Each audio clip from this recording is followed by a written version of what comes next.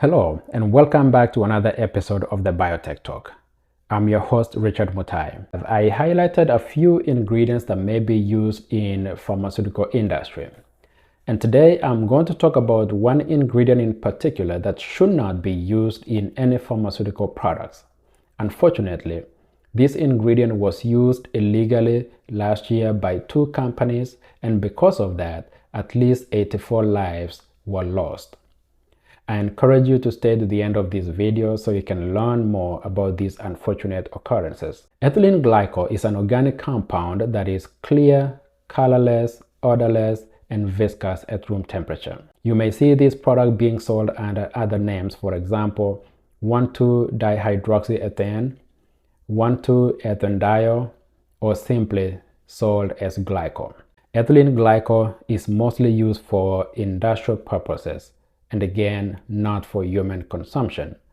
It can be used, for example, in antifreeze formulation, hydraulic brake fluids, ballpoint pens, paints, and even in plastics. If ingested, ethylene glycol will rapidly absorb within 1 to 4 hours through the stomach lining, and in that process, at least 80% of it will be converted to toxic compounds affecting the central nervous system. This will affect the brain, the heart, and the kidneys. So why am I taking you through these? On December 15th, a senior pediatrician out of Uzbekistan reported to the Indian government that 15 children had passed away from suspected cold syrup. The Health Ministry of India started investigation 7 days later on December 22nd. Now, why it took 7 days to start investigating when you receive a report of 15 children dying, I don't know. And on this day, December 22nd, they reported to the World Health Organization about these deaths. And on December 26th, 3 additional children passed away. This is because they had consumed Ambronol syrup or DAC1 Max syrup. Both of these drugs were manufactured by Marion Biotech, which is a pharmaceutical industry based out of India. And on December 30th, the Indian government suspended the manufacturing license for this company, which was a good step to take. And as of January 11, 2023, the World Health Organization wrote this on their website, and I quote, "To date, the stated manufacturer has not provided guarantees to the World Health Organization on the safety and quality of these products." In September of last year, another report went out to the World Health Organization out of the Gambia, reporting that at least 66 deaths had occurred from suspected cold syrup.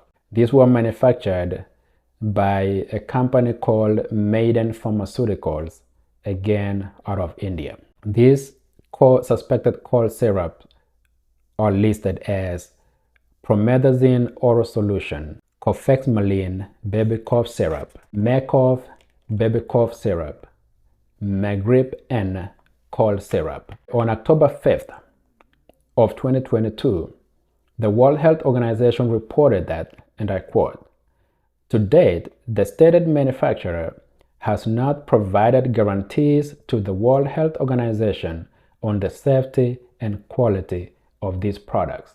Again, the exact same statement made about the situation out of Uzbekistan.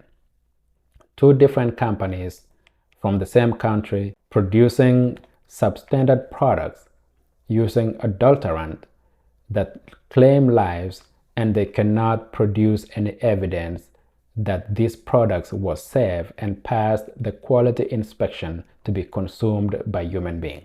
In both cases, the World Health Organization reports that a lab analysis shows that these products contain unacceptable amounts of diethylene glycol and or ethylene glycol as contaminants. Now, how did this very toxic product end up in children's cough syrup? That is a good question, because having been or being in pharmaceutical industry, I know, especially having been in manufacturing and also as a quality assurance manager, I know there are so many stringent procedures that you have to follow for every single raw material that you're going to use in any pharmaceutical product. It has to go through quality control testing, and it has to go through quality assurance release before it's being used in that manufacturing floor. And even after this product has been manufactured, there is a very stringent review of all the documents, of all the lab results, and it goes through stringent procedures before this product is sent out to the market. Now, polyethylene glycol is a safe alternative that is FDA approved. So don't confuse ethylene glycol from polyethylene glycol. Instead of ethylene glycol, they were supposed to use polyethylene glycol. And even before being used, the FDA has very specific testing and passing specification before polyethylene glycol is used in pharmaceutical products. And the FDA says that this polyethylene glycol should have or should not contain more than 0.2% of ethylene glycol. This company failed, one, by using ethylene glycol, and of course there was no any testing done, because if the testing was done, it would have shown that this product contained an enormous amount of ethylene glycol in it and should not have been passed on to be used on the manufacturing floor. So what is the purpose of polyethylene glycol? It is being used as a surfactant.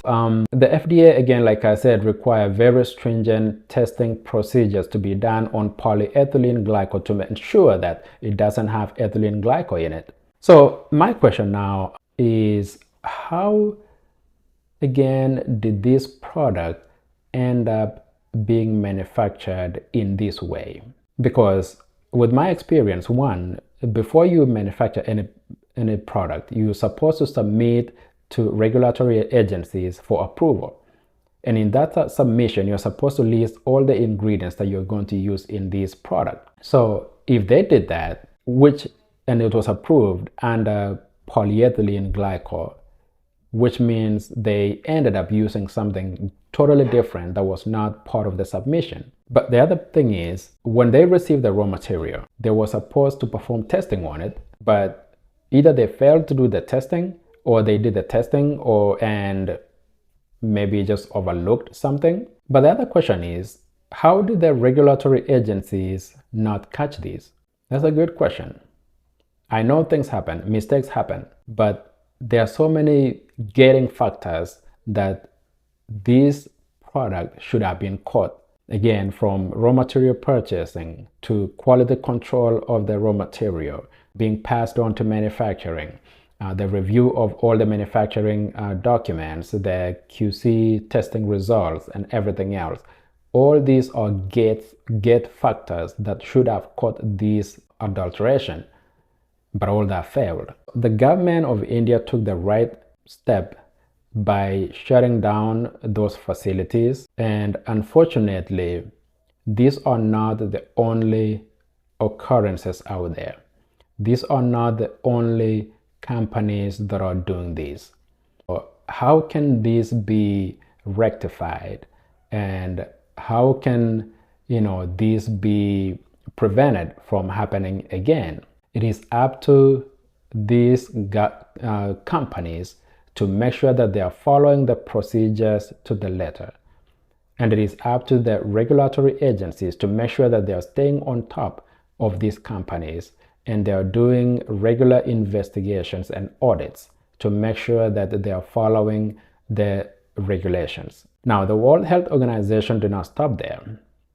If you look in their website, it's warning that even though these products were only reported out of Gambia and Uzbekistan, there is a possibility that this same product could have been passed on through illegal markets into other countries. Please watch out and stay safe.